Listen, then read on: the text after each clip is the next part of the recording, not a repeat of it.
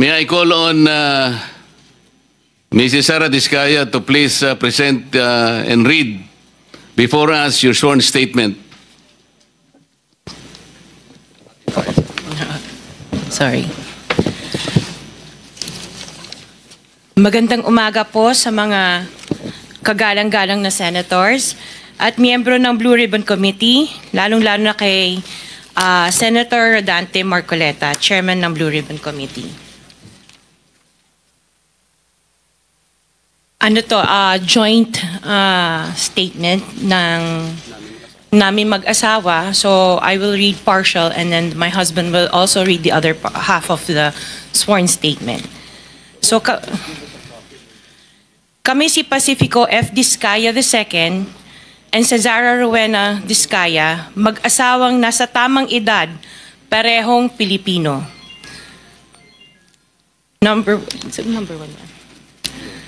Number one, noong 2003, kaming mag-asawa ay tinayun ang kumpanya na pinangalan namin St. Gerard Construction. Ipinarehistro namin ito sa DTI, nakakuha ng contractor's license at nagsimula na lumahok sa mga pribadong construction projects. Number two, kinalaunan nagsimula na rin kami na lumahok sa mga government projects. Natuklasan namin na hindi naging madali ang trabaho sa mga government projects. Madalas mahirap ang paniningil ng bayad at matagal bago kami mabayaran ng gobyerno.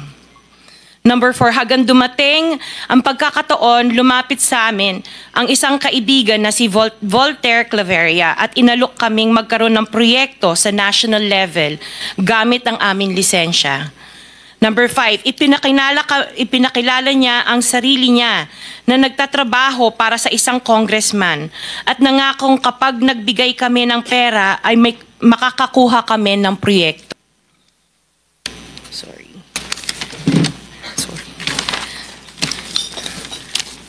Number 6, dahil wala kaming alam sa kalakaran sa pambansang proyekto sa gobyerno, nagtiwala kami at ibinigay ang lahat ng ipon naming mag-asawa.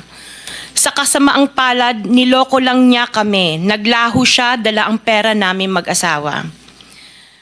Nagpunta kami sa DPWH para i-report ang nangyari, pero hindi nila ito pinansin. Kahit ganon, hindi kami sumuko. Gusto ko pa rin gawin ng tama ang negosyo, kaya patuloy kaming sumasali sa mga biddings sa gobyerno. Sa kalaunan, ang kumpanya namin ay nanalo sa mga bidding sa mga proyekto sa national government sa pamamagitan ng patas na bidding.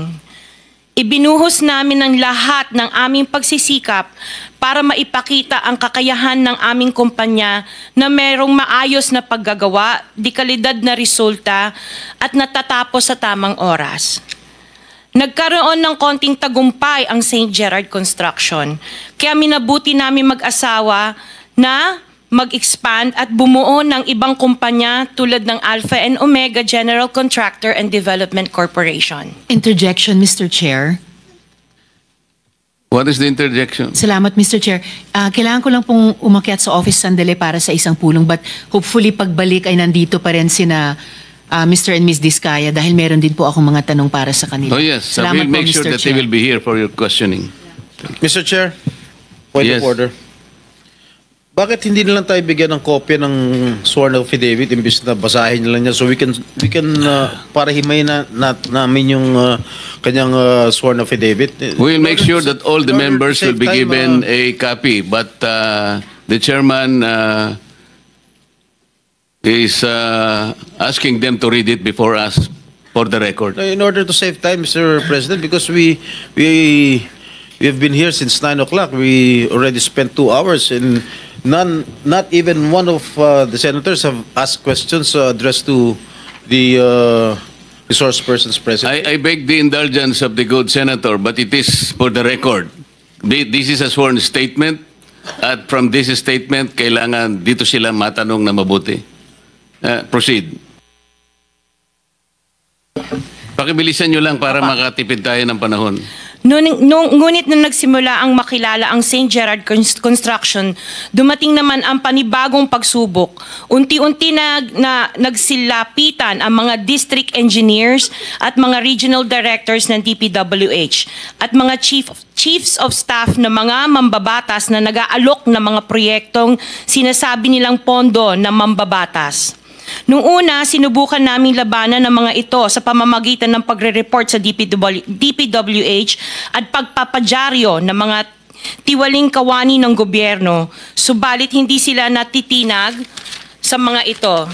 Sabi nila dapat tanggapin namin ang realidad na dapat kaming magbayad sa mga pambabatas kung gusto po namin magpatuloy na magkaroon ng project sa gobyerno.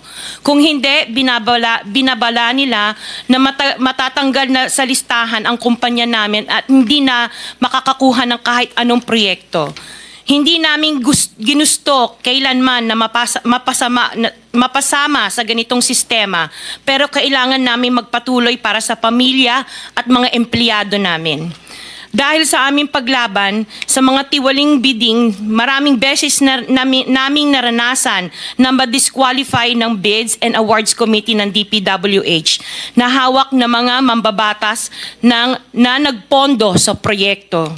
Dahil naiipit na ang aming negosyo, lumulubog na kami sa lumalaking utang ng kumpanya at peligro sa buhay ng aming pamilya. Napilitan kaming makisama sa kalakaran kahit labag sa aming kalooban. Magandang umaga po, Mr. Chair at kagalang-galang na senators at miyembro ng Blue Ribbon Committee, lalong-lalo po kay Senator Rodante Marcoleta. Diretso na. Number 15.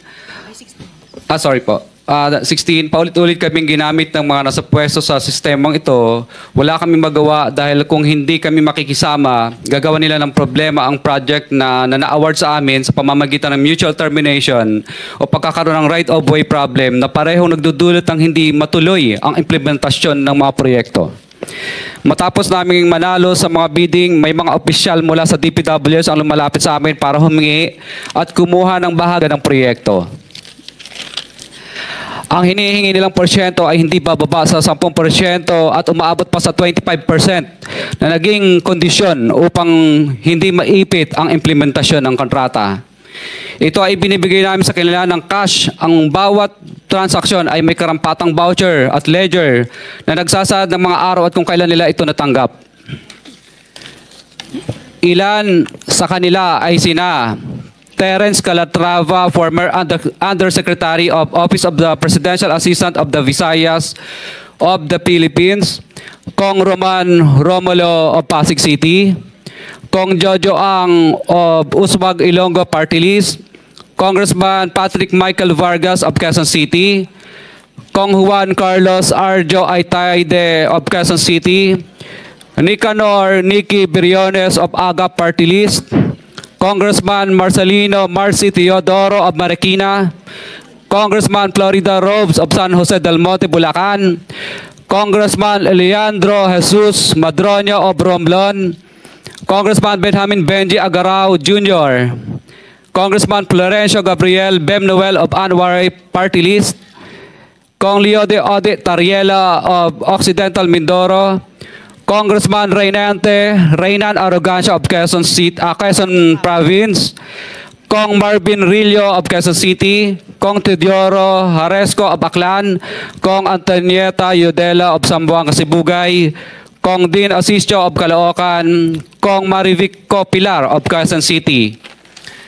21. Mayroon ding mga kinatawa ng ilang politiko na nakikipagtakbo sa amin upang manghingi ng porsyento kapalit ng mga porsyento ng mga proyekto. Ang mga porsyentong ito ay 25% ay ipinipilit sa amin bilang karaniwang kalakaran na wala akong kakainang tanggihan.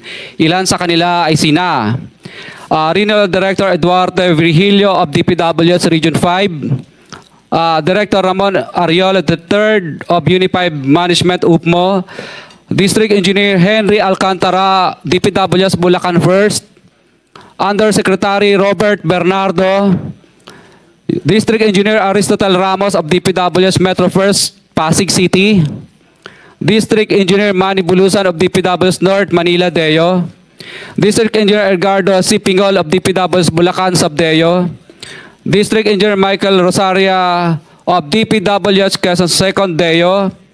Karamihan sa mga kawani ng DPWH na nabanggit sa itaas ay paulit-ulit na binabanggit ang delivery ng pera ay para sa kay Saldico na dapat at least 25%.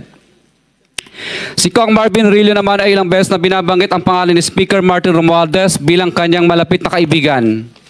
25. Sa tuwing umiinom kami sa Wine Story, sa BGC at sa Shangri-La Mall, sinasabi pa ni Kong Rillo na lahat ng kanyang request para sa pondo ay galing pa mismo sa unprogrammed funds at insertion na inaaprubahan ni Speaker. Ang tao ni Marvin Rillo na si Bogs Magalong ang pumupunta sa amin para kunin ang pera sa aming opisina o sa Wine Story. Si Kong Jojo ang naman lagi ring binabanggit sa lahat ng project sa kanya ay papondo ni Speaker at ni Saldico. Mataas ang hinihingi sa project, dagdag pa niya, hindi naman lahat ng pera ay para sa kanya, kundi para kay Speaker at kay Saldico. Sa lungsod ng Pasig naman, lumapit sa akin ang DPW's project engineer na si Angelita Garucha para kolektahin ang parte ni Kong Roman Romulo sa flood control projects noong 2022. Number 28. Pagdating ng 2025, si District Engineer Aristotle Ramos ang sumunod na nagpakilala na bagman ni Kong Roman Romulo kung saan 30% ang kanyang hiningi ay para kay Kong Roman Romulo.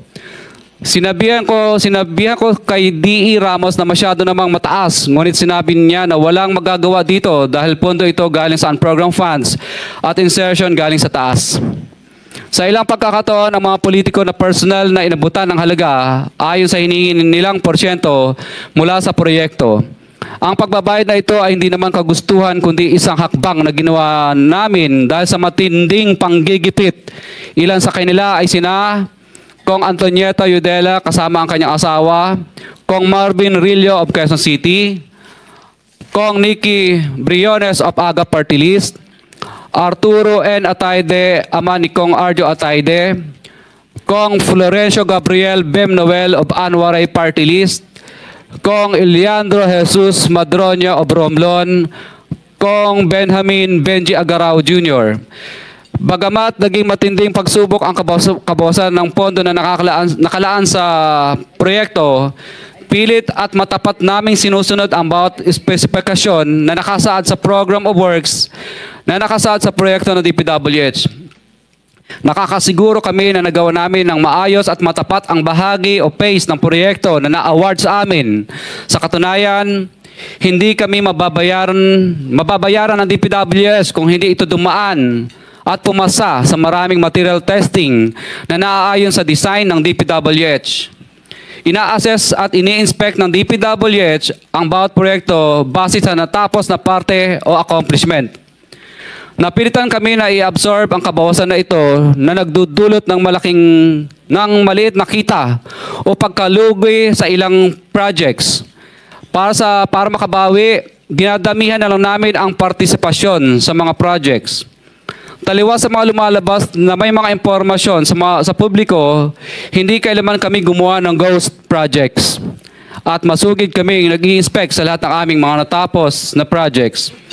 Handa po kaming tumistigo ng walang pilit at kusang loob bilang state witness at sabihin ang lahat ng nangyayaring katiwalaan ng Kamara, DPWH at iba pang mga kawani ng gobyerno upang gawin ang tama. Kami ay lubos na humihingi ng tulong sa Senate Blue Ribbon Committee na pinamumunuan ng buting Chairman Senator Dante Marcoleta at kay President Bongbong Marcos para sa proteksyon at seguridad ng aming pamilya. Ang salaysay na ito ay kusang loob namin ginawa at walang sino mang pumilit na gawin ito. Sa katotohanan ng lahat ay nilagdaan namin ang salaysay na ito ng kusang loob at walang pumipilit. Sign, Pacifico of Vizcaya, nagsasalaysay. Notaryado po.